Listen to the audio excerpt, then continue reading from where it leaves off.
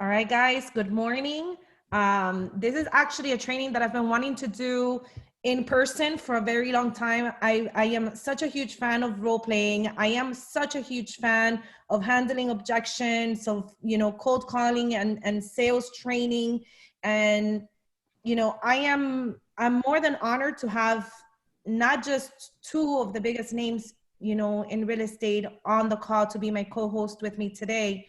But these two ladies are, my personal best friends. So I would love everybody to, to get to know Jennifer Kurz from Freedom Mortgage, Michelle Small from Optimal International Realty. Michelle was actually one of my agents until last September.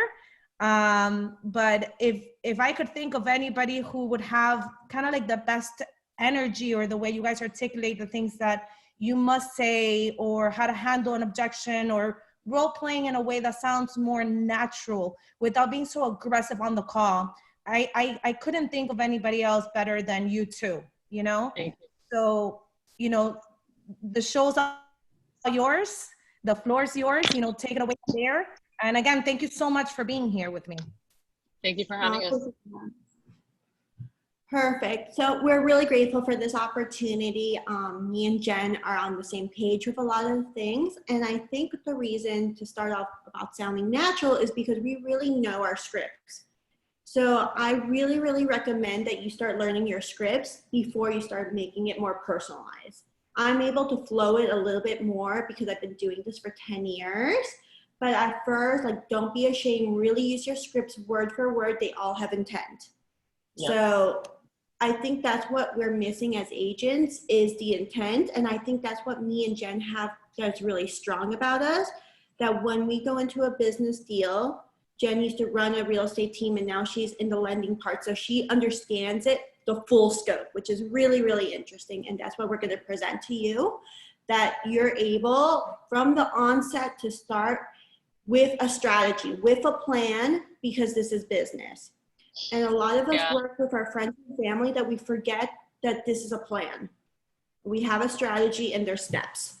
I think the concept of plan goes beyond your own plan. I think, everybody has a plan. Your consumer, your customer has a plan. And like Michelle said, the script is so important because the script keeps you on track, and it doesn't let you deviate from what your purpose is, from what your plan is. And that same script is also in helping guide the customer to what their plan is. And when you both are in sync, then you get the results, right? And it's important to understand that if you do not know what to ask, if you're getting all these phone calls and you're not getting appointments, you need to get back on the drawing board, grab a script, and figure out what in the world are you not saying. And hopefully this call will help you guys. And it's really interesting, when we were planning this, we decided to make it into a role play, which is very much about the way me and Jen conduct our business. It's not about us, it's about our customer. So in this case, it's about the people who are participating in the group. It's really what we could offer you in terms of value and knowledge, but it's about the customer. It's about the other side and getting their goals accomplished. Correct. I wanted to add that at the same time, as you go through this process of learning the script, you also have to know that you are a salesperson, so it's learning how to put the salesperson and the person that's trying to help on the same call, right? And with that being said, there are certain things you have to take into consideration when it comes to the sale. You're selling every single time on the transaction. You're selling from the moment you get the phone call, from the moment that you're trying to get these people to meet with you, from the moment you're showing the properties, or no, not even showing properties yet, just understanding which properties you're going to see, then showing the properties, then the contracts, then the inspections, the appraisals, the money, the close, everything is a sale throughout the process. And there are certain things you guys should consider as you go through it. Michelle, I don't know if you wanted to kind of just start providing information on specifics when it comes to sales or the script. So just like I set up all my meetings in general, my phone calls, my in-house appointments, my showings, I kind of like to lay out what's going to happen. I like everyone to be on the same page from the beginning, so this call will be no different. So we set up this call as 35 minutes that we'll be speaking and we'll be doing role plays. So it's really, this 35 minutes is, we're going to be providing information, we'll be doing role plays. And then the last 10, 15 minutes, we'll be asking questions. Of course, feel free to ask questions while we're doing the role play, but I want you to know my thought process on the way I do things. I really like to set up a very clear ground when I'm meeting with someone, talking to them on the phone. And at the end, I always do a summary, even when I'm on the phone. And I learned that from one of my clients. He works for Citi, financial advisor. And every time we would end the phone call, he would be like, what do I take away from this? So I wanted to be very clear at the end. I also do a summary, so everyone knows what we're starting with and how we're ending and what the next steps are. So what I really love about this time is I'm calling the Great Lockdown a great opportunity for buyers. Before, the sellers were more in charge, and that's why we really decided to work on buyer consultations. Right, so that was our intent for this call. I really do think everyone on this call should start preparing their buyers to start thinking about the idea of buying. At certain points of our career or the business, I usually say focus on listings. This is not the time to really be focusing on listings, in my opinion. I really do think this is a great time to transition from being a rental agent to a buyer's agent, or to really come back to the roots and start working with your buyers again. I agree. I mean, there's business on both sides, but today definitely we're going to focus on that because with everything that's going on, the market has definitely shifted to a buyer's market. How many people, out of curiosity, Dex, on the phone call today is working with buyers or wants to work with buyers? Can you guys like raise your hand or something? Please say that. Or type on the chat. I'm sure there's a few. I'm sure there's a few. I'll be checking on the chat if there's any questions, and I'll be chiming it in for you guys. Okay. So, so you guys know about the role play. Start thinking about things that you would want us to handle, because we're actually gonna start taking on you guys to do the role play. And I also know there's a lot of people who are saying that they work mostly with buyer. What are some key things that they think the group should be taking away from what they've learned over experience? Because over 10 years, I know what questions better work with my clients to get them to say yes to writing a contract. And I think that is our entire intent, is to get them to sign a contract. And I like to have a plan. So when I'm working with clients, I think it's important to know what the right home is, where the right location, what are the right terms they're looking for, and what's their right price. Jen yesterday introduced me to a concept called LP Mama, so I'm gonna let her explain this because I think it's a really good introduction to working with buyers. Okay, so LP Mama is something that you guys can find. You can just Google it. We'll send it to you as well. This I have recreated multiple times for my team to use and everything. And basically what it is a platform. It's a foundation for you guys. And I don't have the script in front of me right now. So Michelle, if you do have it, elaborate if I miss anything. And the first part to the script is location. So I guess before getting into the LP Mama, understand your buyer, right? Where you're getting your buyer. So are you guys making phone calls to online leads, or do you have Zillow phone calls that are coming to you and you have to answer those, right? Or you have to call them back, or whatever the situations may be, showing requests. What buyer are you dealing with at the moment? And once you do, these specifics, this breakdown is it's helpful to keep you on track, right? So the first thing to this is location. So in the script specifically, it'll say something like,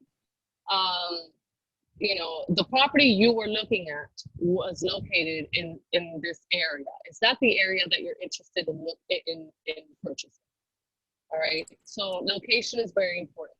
Why is location the first thing that LP is asking? One, when you contact the buyer, if it's an online lead, you more than likely have an address as to what it is that they're looking at. So location is very important. Okay, you want them to give you information at the beginning that it's not price related right away, because you want to ask them open-ended questions. Okay, questions that make them give you everything that all the reasons. If you're able to get them to tell you their story, they will trust you more, and that goes into adding value to your consultation, right? So location is important. The next part to this is price. Okay, the price you were looking at was 300,000. Is this the price that you're intending to pay for your property? If they say yes, okay, great. How did you come up with that value? Ask them open-ended questions. How did you come up with that value? Oh, because I did the mortgage calculator and that's the price that came up. Okay, great, thanks. Obtain information, listen, okay, understand.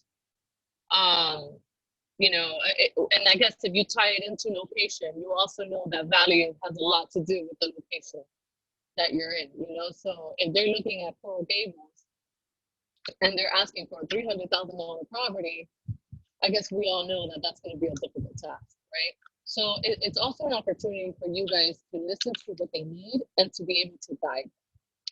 Okay, because buyers, as much as a lot of them are smart, they do a lot of Google research and so forth. They're not in the industry. They don't know anything. They know something. They don't know anything. They don't know how the market is. Let me tell you, I removed myself from real estate, and throughout all of this time, I cannot tell you that I really know what the market looks like because I haven't really been involved.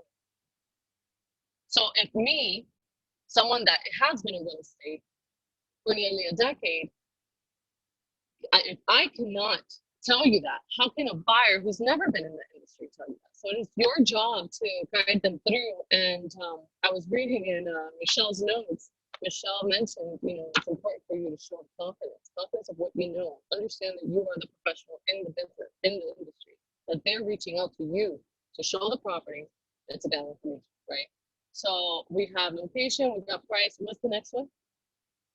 Can't remember. Motivation. Motivation is a big one. Let me tell you why. I don't know if any of you guys have studied sales or been in sales in the past. Motivation is the key reason why anybody makes any moves. Okay, any purchase, a car, you name it. What is your motivation? And you need to figure out how you're going to find out what the motivation is to this customer. Okay. Motivation, you can find it in location, you can find it in price, you can find it in the type of property that they're looking to purchase. Okay, and if you really listen, you can almost pinpoint it yourself. Okay, so you can ask them, are you currently renting or do you own a property? And if they tell you they're renting, well, automatically you can say, all right, these people want to have something. They want to have their piece of land in the United States and their asset. Okay, they're just afraid of it. They've been renting for so long. Let's face it, how many people rent for so long because they're afraid, because they don't want to ruin their credits, see if they qualify for a mortgage, or they're afraid that the mortgage is going to cost them more. Oh man. All right. Somebody's saying that I'm breaking up a lot. I try to remove Wi-Fi. Let me see if I can do some. While she's setting up, I will talk a little bit about motivation. I categorize my buyers in 3 different sections. So I have buyer section A, B, and C. So section A for me are my top priority clients who are looking to buy within 45 days or less. If they don't buy, they're going to be homeless. Those are highly motivated. I'm pretty much on the phone with them every single day, making sure that they're not homeless in 45 days. The next category of buyers is category B, who, if something wonderful happens, they're able to buy within 45 days or 30 days. But usually they don't have to. They're on month-to-month contracts. They're still very motivated. And then I have a category C, which are my investors. And I think it's really important to know what type of buyer you're having and what type of motivation they have. So you also know your schedule of following up and keeping attached to them. Because my investors, if I call them every single day, they would fire me on the spot. However, my clients who will be homeless in 30 days, if I'm not constantly touching them and showing them, hey, I'm here, they're gonna find someone else who is. Yeah. So I think it's really important to know your client's motivation so you know how to contact them, what type of communication you need, and then I'll let you finish now that you're set up again. Thank you. And that's a good point, because a lot of people don't take that into consideration. You know, a person that has to move in the next 30 to 40 days, you know, you also have to understand what the process is. And let's face it, right now with COVID, there is no closing happening in 30 days. Okay, so you have to know, how are you going to guide this person? Where are you going to take them? Are they going to have to rent a hotel for a couple days? Are they going to have to ask for an extension? You know, understand your consumer. So going back to motivation, you know, when it comes to location, maybe they need to get closer to their job. Maybe they need to be closer to a school. You know, so one big question to ask, and every single time you ask an open-ended question, and I want you to understand, open-ended questions are questions that allow people to give you information, not questions that have them say yes or no. Okay, what location are you moving into? What location do you want to move into? Not, do you want to move into Coral Gables? Well, of course I do. Everybody does. Not everybody, but you know what I mean. So anyway, open-ended questions. And after they give you that answer, then you follow with, why is that important to you? You want the person to open up to you. And this conversation, you know, it may take longer than the 15 minutes that a faster cold caller does. But if you're the type of person that wants to take this client, understand this client at the moment, and get them to meet with you, it's important that they feel connected to you as well. Okay, and don't do the entire search or everything that, you know, throughout that conversation. You know, you also want to leave something for the meeting. So anyway, all right. So we're location, price, motivation, and what's the other one? So we are motivation, agent. Agent. Okay. One big mistake a lot of your realtors do is you do not ask if the client is currently working with an agent. This is a big mistake because there's a lot of agents that are very, very savvy and have been in the industry for a long time. And I used to do this myself, that make their clients sign a buyer's agreement. So what this means is, if you don't know that there's a buyer's agreement in place, you can end up showing a property to these people and you don't get paid for this. You don't get paid for this at all. You know, and the other thing to this is, are you wasting your time? You know what I mean? Is this person a serious person, or are they trying to bounce around? You know, and a lot of people say, well, what if they say that they are working with an agent? Well, if they are working with an agent, okay, great, I understand.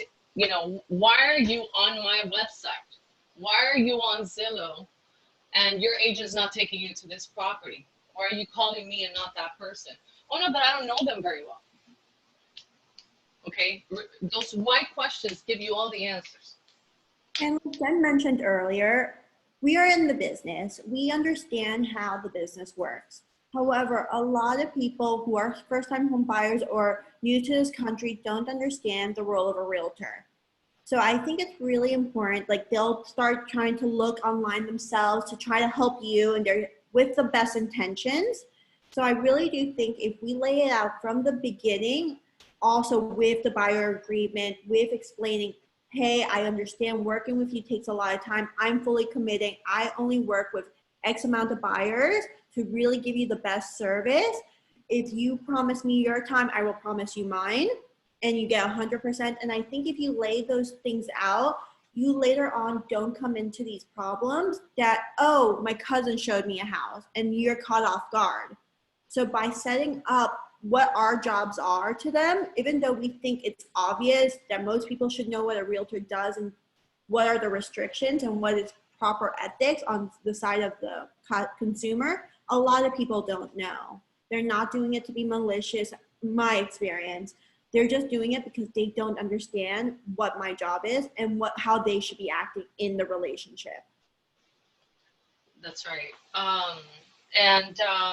You know, and it's okay for you guys to tell them, you know, that what I like to do is I like to take away. My biggest sales technique is take away something from them. You know, I'll say, no, listen, you know what? Go ahead and contact your realtor. I would be happy to help. I'll learn everything that you want, and I will learn you in order for you not to work so hard looking at properties. Okay, and I'll show you the properties that do pertain to you so that you don't waste any time. But if you already have a realtor, ethically, you know, especially if that's if they have a buyer's agreement, which you asked, do you have a realtor? Okay, great. If you do you have a buyer's agreement with them? You know, you educate your customer. You are a professional. It's okay to treat yourself as a professional. Okay, so that's agent. What's the next one? Mortgage. So that's where I guess I come in as a referral from you guys.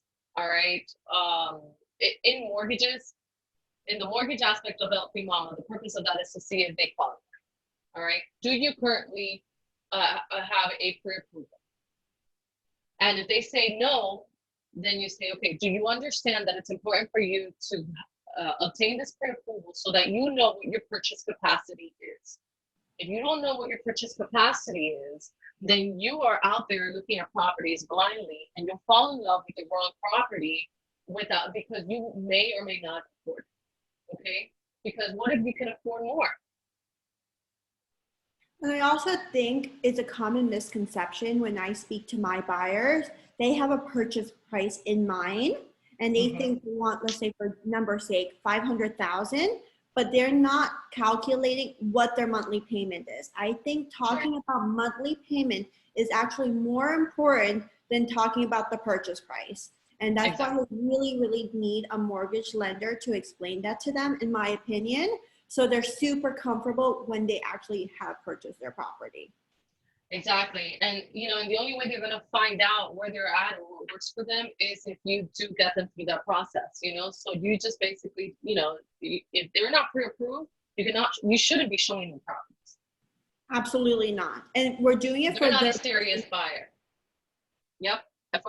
And the other thing is, regardless of whether or not they qualify, if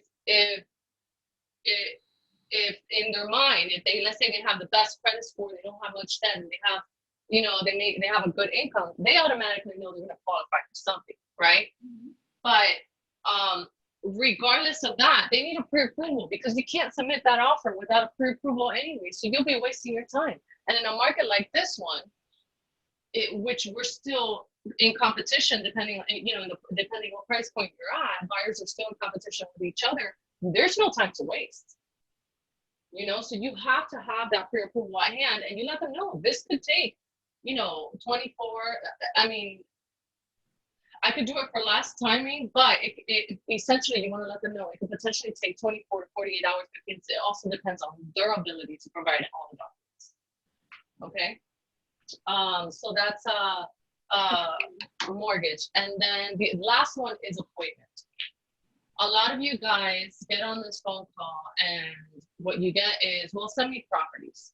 And you hang up the phone call and then you go and select the list of properties, send them over to them. And now you're trying to get a second phone call to schedule an appointment versus trying to do it over the phone.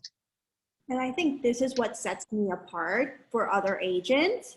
And I work with my family, so I see how we all do things differently. I'm very big into appointments and a buyer consultation from the beginning. And I think it's incredibly important to do a buyer consultation. If there are local, I try to do it in person. Most of my clients are still foreigners and live everywhere, but I really do ask them for 1 hour of their time.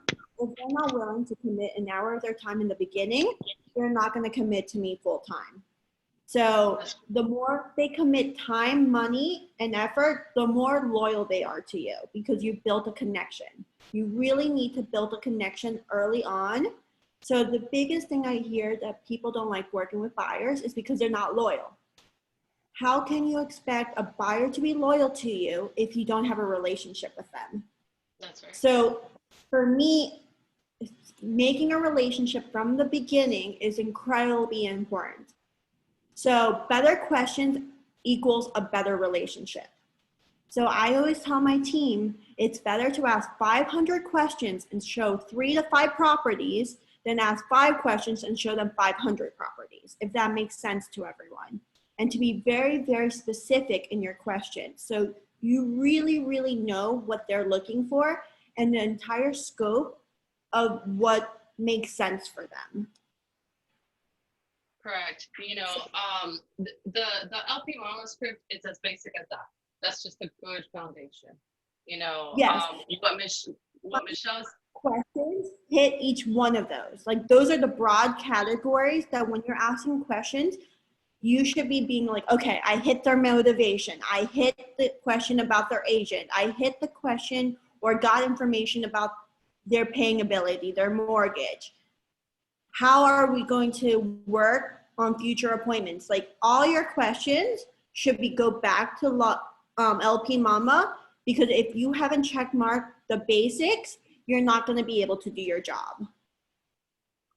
correct. And with LP Mama, again, this is just so that you make sure you don't miss out on anything. After you walk out of that conversation, you should walk out with an appointment. Now, a lot of people may not want to work on the appointment or set an appointment with you for one reason or another, in which case you would then have to continue to follow up. And that leads to the next thing, which is a lot of agents don't. You know, they don't follow up. And your follow-ups, if you have enough information from your customer, your follow-up becomes a lot easier. Because they also know what to expect from you. So if you end up in a conversation with the first it was wonderful speaking to you on the phone. I will send you an invitation for the day we set up to meet in person. You will be expecting it in your email box. Whatever it is, you're setting up the plan so they see that you do exactly what you say. So by doing that, you're building trust. So whatever that topic of conversation is that you're working with your buyer, that's why I like to do the wrap up, because you're really setting up the playing field and you're the one controlling the playing field. Customers should not be setting up the playing field. Even when I start asking my questions in my buyer consultation, I tell them we will be seeing 3 to 5 homes. And the reason I'm very specific with setting up the rules, not just the questions, but the rules of how things are done. That way, if I show them that first house, they know it's okay to put an offer, because we are looking so specific onto what they're looking for. Because if you don't set up the ground, you will show them property. You'll show them the 3 properties that you go to, and they're going to be like, oh, which next? What other properties? You set up in the beginning, I am showing you the best property area, and these are the reason why I chose them. They're going to be more okay with putting an offer on the spot versus seeing 500 homes. So really setting up the playing ground, making it okay to only see 3 to 5 homes, allows them to understand that this is the way it works versus just saying, oh, let me show you 500 homes. The more knowledge and value we provide to them when we're showing them homes, the quicker and easier the process gets as well. Yeah, if you're showing, I'm going to say past 10 homes, you've made a mistake. You've missed something. You don't know what they're looking for. You have to sit down with them again and figure out, you know, what are we missing, or what are they missing, and where it all went wrong, so that you can fix it and go back and show them the next 3 to 5. But it's setting up the expectation at that point. So I guess I'm sorry? When I send listings to my clients like when I'm starting to show them homes, I only send them 3 listings with the explanation of why I'm showing those 3 listings. Because in my buyer consultation, I would already have known if they're looking for a 2-bedroom house and the master has to be upstairs. So why would I send them a listing with the master being downstairs? Or why would I send them a house with a pool when they really want green space for their dogs outside. So my questions are very specific, not just, oh, you want a 3-bedroom. How do you want it laid out? How would you want your backyard? What are your deal breakers? Because when I'm sending the listing, I could show them I'm listening to them, and I'm sending you this house because it has exactly this 2-stove oven you wanted and you don't want to do reservations. So my clients feel and understand that I have spent the time, and I just didn't send them 40 listings and like, hey, you figure it out. And they know when you just send them listings. So many times do I end up attaining a client because I always hear them, because they tell me, oh, well, the other agent wasn't doing anything. They just sent me a whole bunch of properties and I had to do all the work. Okay. And value, that is your value. Determine what they need, how are you going to get them there, and get them there. That is your value. All right. And when you're in conversations with them on those phone calls, when you're trying to lock in the appointment, the value is in knowing that you ask the right questions and that you're guiding them throughout the process. And you're telling them, if I find you this property that you want in this location at this price point, are you ready to submit an offer at that moment? And that, ties into whether or not they're pre-approved, right? And if they say yes, then at that point, you're more than likely to set up the right appointment. So right expectations, right? So, sales in general, the hot button is a motivation. Build value, ask open questions. And if you're going to ask any yes or no questions, ask questions that lead them to say yes, that make them motivated, you're looking for a bigger house in order to accommodate your growing family. Yes. You know what I mean? Those are yes questions, stuff that you gathered information from them and now you're revalidating their answers, right? So that's that. I mean, understand your consumer. Michelle, do you want to elaborate a little bit more? Do you want to go into role play with any of the people on the call? In terms of time, and we're available. Adriana's available if you have any more questions, so don't hesitate to reach out to us. If anyone wants to volunteer to do a role play with me or Jen, please speak up. Let me see. You guys, have you gotten any objections? Do you want to go through a phone call real quick? Do you want us to be the buyer? We're open to doing that with you guys. We kind of gave you what you have to say throughout the concept of throughout the call. Let me see who's on the call.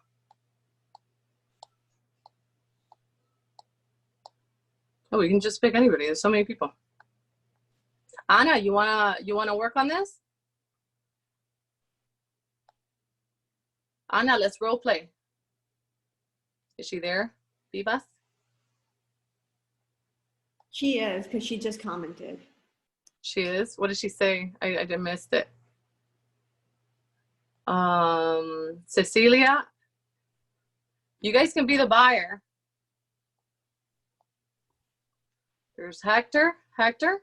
Okay, Anna raised her hand. Anna Vivas raised her hand. I'm going to go ahead and unmute her, and she will play with you guys.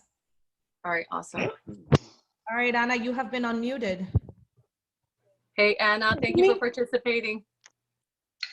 Okay, I can be the buyer, the difficult one.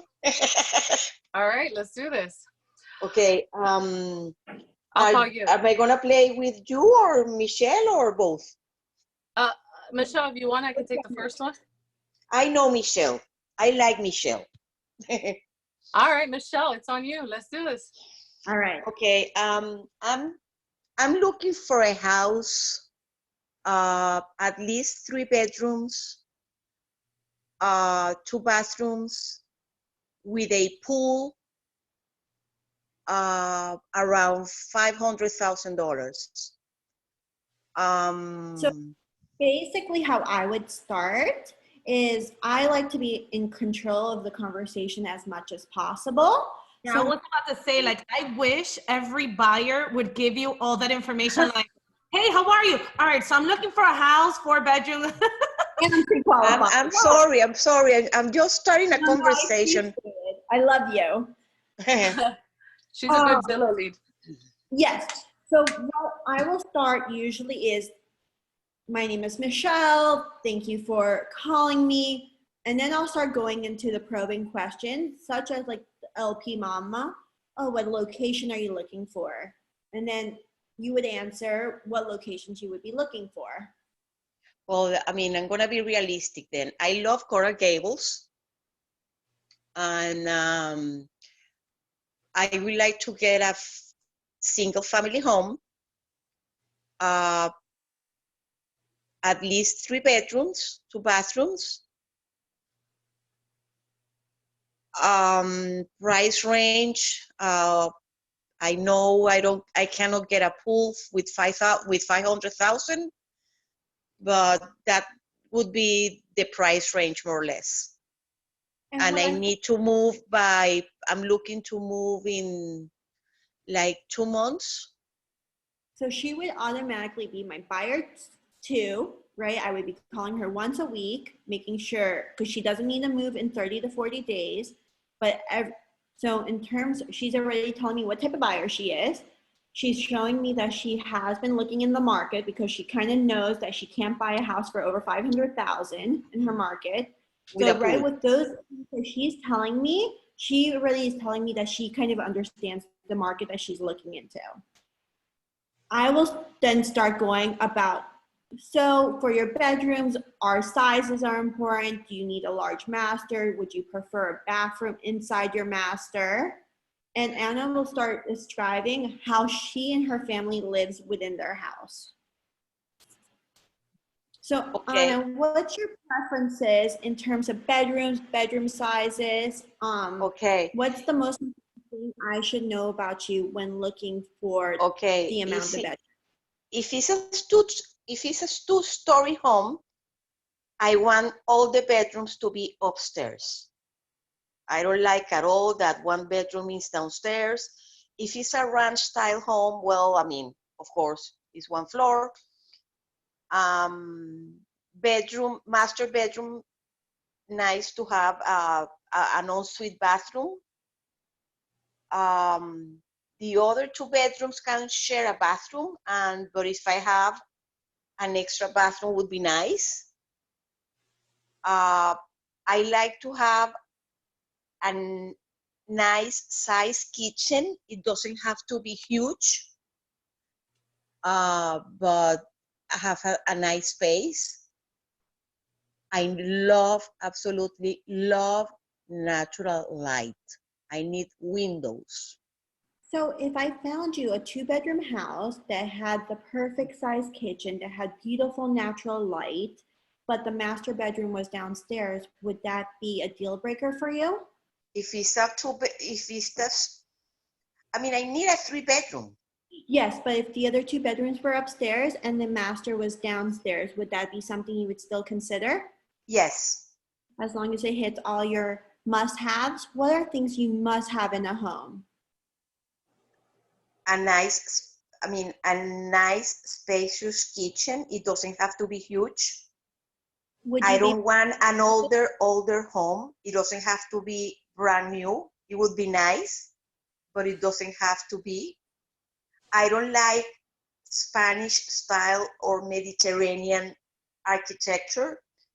I prefer more modern, contemporary, or mid-century. And I would like the location to be, well, that doesn't have to be that important, close to restaurants and transportation. How about schools? Are schools important to you? Yes. Yes, they are. Thank you for reminding me. They are. I have 2 school children, and school has to be closed to the home. And if you can send me schools in the area, since I am relocating, that would be nice. So what I try to do is I try to get from Zillow, where there's 5 million properties available, till there's only 5 or 6 homes available. That way I'm showing my value as an agent, that I'm sending them stuff that are so incredibly specific to what their needs are. If it's in terms of space, if it's in terms of schools, I really try to like really narrow down the search as much as possible. And I think that's what I start showing more value, is that I really am shortening that search pool for them as it goes on. And then later on, like I know schools are important. So when I'm trying to make the sale, I will use that again. So I hold these as tabs in my head. Well, the house may not be exactly perfect, but it is as perfect as their budget will allow, and I will bring those things back up. Well, the house may have Spanish tile in the back room, but it has the perfect kitchen. It's in the neighborhood you want your kids. Would you be considered later on to remove the Spanish tile if it hits their must-haves? So by learning what the person's must-haves are, those little details that are fixable later on become less and less important, because you could fix them. There's things that are fixable and things that are not. Yeah, so Michelle basically focuses on, you know, differentiating the wants and the needs in order to guide the customer from there. Michelle, if you don't mind, I'm gonna take over the customer real quick, and I'll show you guys also a different approach that works. I'm sorry, what was the name of the buyer? I can't remember. Anna. I can't see it. Anna? Yeah. Anna, you mentioned you were relocating. Where are you relocating from? I'm relocating from New York. Okay. How long have you been in New York? 6 years. Have you ever lived in Miami? Long time ago. And I know Miami has changed a lot. Yes, it has. And fortunately for you, there's a lot of great restaurants and stuff like that. So looking in the location that you're at, you're obviously focusing on that. It seems as that's important. Now, when are you intending to relocate? 2 months, if possible. In 2 months? And Yes. Are you currently renting, or do you own the property that you're in? I am owning the property. You own the I'm an property that you're owner. in? Yes. Okay. Do you have to sell that property in order to purchase a property in Miami? No? No. Okay. Have you been pre-qualified? Yes. You have. All right, great. If you don't mind me asking, who's pre-qualified you? William Ledesma. William Ledesma? That's great. Yeah. I actually know who that is, and he's an amazing lender, so you're in good hands. Even Now, if he's not on the call, he's on your call. Like he's like lurking at you. Great. So it seems to me like you're pretty much prepared to make this purchase. You have 2 months to do it. Just so you understand, the timing here in Miami is very different to New York. I believe in New York it takes about 2 to 3 months to get to actually close on a property. Here, prior to COVID, so I'm gonna reference back to prior to COVID, right? Here it might take 30 days to do so, so you're in good time. Okay. Great. Now, in order for us to be able to get you that property within the timing that you need, we definitely need to discuss a time for us to maybe Zoom call or go over some of the properties that work best for you. So based on the search, I'm planning to go over in about 2.5 weeks. okay, perfect. So here's what we'll do in the next 2 weeks until we get there. Until you get here, when you get here, I would like for us to already have a plan and go out in the streets. So for us, it's going to be a completely different story, because usually I have my customers show up in person in order for us to discuss and look at the properties that are available and so forth. But because you're far, we can certainly do a Zoom call, and I can show you what the market looks like. And let me get off this call real quick, just to give you guys a tidbit. When you show people properties on the MLS, this is me trying to do a buyer's consultation virtually, okay? So when you show a person the screen of the properties on the MLS, and as they give you their needs and wants, and they start seeing how the needs and wants create less and less and less and less properties, and then it is more than likely to remove all the properties, right, from a certain area, then people also start opening up to ideas of different things. Okay, so it ties into what Michelle is doing, which is figuring out the needs and wants of the person, but at the same time, it helps the consumer see that we have the area that they're looking at and we're putting this together at the same time. All right, so a customer that is relocating versus a customer that is in the area that you live at, are you treat those in two different ways. Okay, and you can certainly wait the 2 weeks in order to get the appointment, in order to do the one-on-one appointment. I personally like to start discussing a list before with relocating customers, and I do that by doing virtual calls and showing them, you know, what there is and educating them on what they're looking for and so forth. This particular customer already knows Coral Gables, so it makes it a lot easier. Okay. So on all my phone calls, I like to lead the call. I'm like Michelle says, I like to be in control of my phone calls, you know, but still understanding the customer and what they need, you know. So Anna, you know, in 2 weeks you're coming. I would like by then to get to know you better and to know exactly what it is that you're looking for, so that when you and I meet, now we look at the right properties for you versus you having to waste your time when you come here. Right. Because I'm sure your time is valuable. With Okay. that, I usually do, if my clients are foreigners, I will actually go with them reviewing the listing one by one in a quick, like 10-minute phone call. So by the time they get here, I really see how they see what I send them in terms of listings. I just don't like, oh, you like house A. I will sit there and talk about the list a little bit. So by the time they get here, I've already eliminated a lot of what they don't like as well. Yeah, it's Perfect. easier.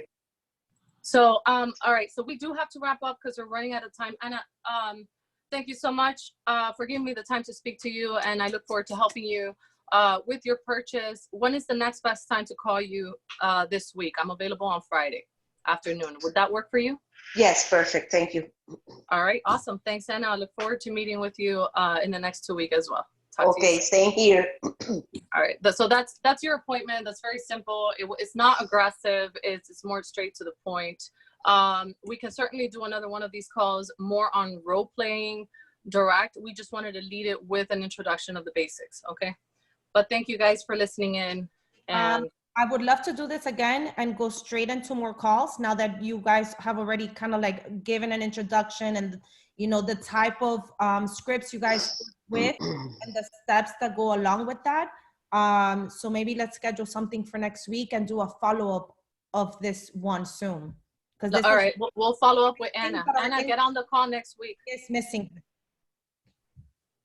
Yeah. But I think that our industry is definitely missing this, and I think we need to redo this next week. All right, perfect. Let's do it. And if you guys go through any objections throughout the week that you don't know how to handle, feel free to reach out to us or bring it up to our attention next week. Yeah. Any questions you may have, you can put it in the group chat. The three of us will be happy to answer any questions you guys have too.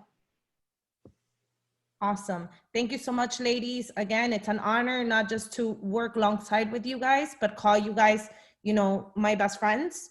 And let's continue to work together. All right.